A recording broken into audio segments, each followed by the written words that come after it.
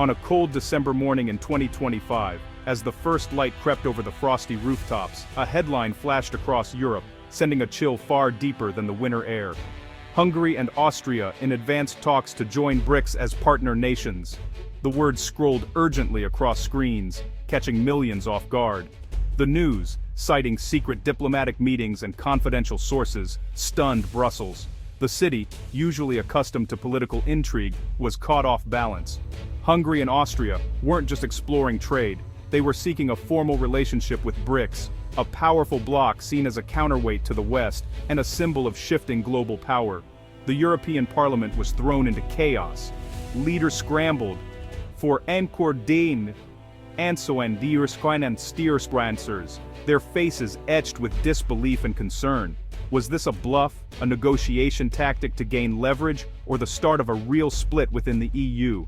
The uncertainty rippled through every corridor of power. The timing was critical. The EU was already under immense pressure from economic stagnation, energy insecurity, and escalating tensions with Russia. The continent was searching for stability, but found only more questions. Now, two member states were openly considering alignment with a rival bloc, challenging the very foundation of European unity. The move raised urgent questions. What does EU membership truly mean if states can freely align elsewhere? Could this set a precedent for others? Hungary, led by Viktor Orbán, had long clashed with Brussels over democratic norms and the rule of law, often testing the limits of EU patience. Austria, historically neutral, had always balanced East and West, walking a diplomatic tightrope through decades of shifting alliances. But this was different. A bold, unmistakable signal that both nations were willing to look beyond the traditional Western alliance and perhaps redefine their place in the world. The story dominated headlines, sparking heated debates in parliaments, cafes, and living rooms alike. It signaled a seismic shift in Europe's geopolitical landscape. It wasn't just about trade or investment, it was about allegiance, identity, and the future direction of Europe as a whole. The implications were immediate and profound, sending shockwaves through global markets and diplomatic circles. The unity of the EU was suddenly in question, its future more uncertain than ever before. The story was just beginning to unfold, and the world was watching, waiting to see what would happen next. To truly grasp the shockwaves rippling through Brussels and across Europe, you first need to understand what BRICS actually is, and why it matters so much on the world stage. The term BRICS started as just an acronym, coined in 2001 by a Goldman Sachs economist to describe the fast-growing economies of Brazil, Russia, India, and China. But what began as a catchy label quickly evolved into something much more significant. In 2009, these four countries held their first official summit, transforming BRICS from a mere concept into a real geopolitical bloc with shared ambitions and a collective voice. Just a year later, in 2010, South Africa joined the group, expanding BRICS' influence into the African continent and making it a truly intercontinental alliance. As the group's ambitions grew, so did its institutions. In 2014, BRICS established the New Development Bank, designed as an alternative to the IMF and World Bank, aiming to give developing nations more control over their own destinies. The NDB has since funded major infrastructure and development projects across the global south, often providing loans with fewer conditions and more flexibility than traditional Western lenders. In 2024, BRICS made headlines worldwide by expanding dramatically, welcoming 5 new members: Saudi Arabia, Iran, the United Arab Emirates, Egypt, and Ethiopia. This move signaled a bold new era for the bloc. Saudi Arabia, a global oil powerhouse; Iran, a key regional player; the UAE, a major financial hub; Egypt, the gateway to Africa; Ethiopia, one of Africa's fastest-growing economies. Practically overnight, BRICS transformed into a truly global alliance, representing a massive share of the world's population, economic output, and oil production, making it a force that can't be ignored. The expanded BRICS Plus is now a major player in global energy markets and a powerful voice for the global south, challenging the dominance of traditional Western powers.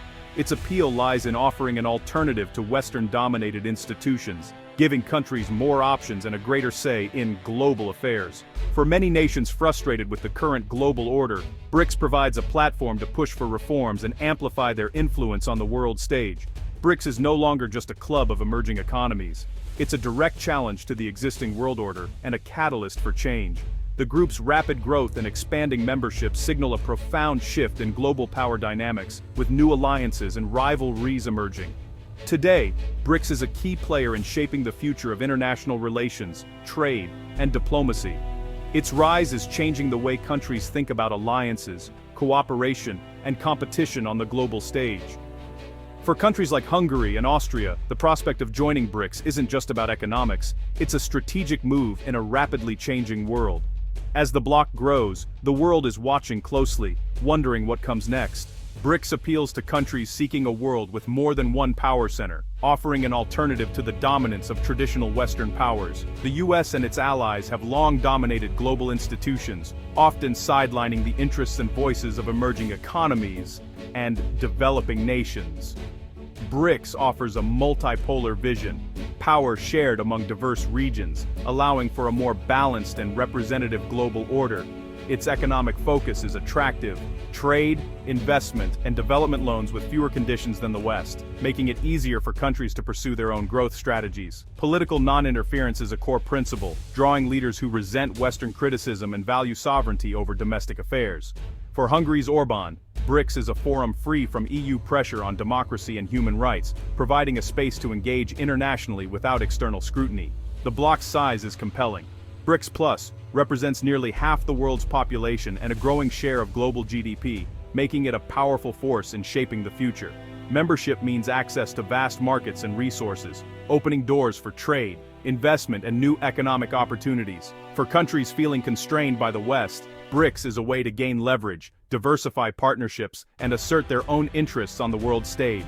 For Hungary and Austria, BRICS offers energy security, economic opportunity, and political autonomy. Hungary, reliant on Russian energy, sees BRICS as a way to secure stable, affordable supplies. Both nations view BRICS markets as growth engines, unlike the mature, slow-growing EU.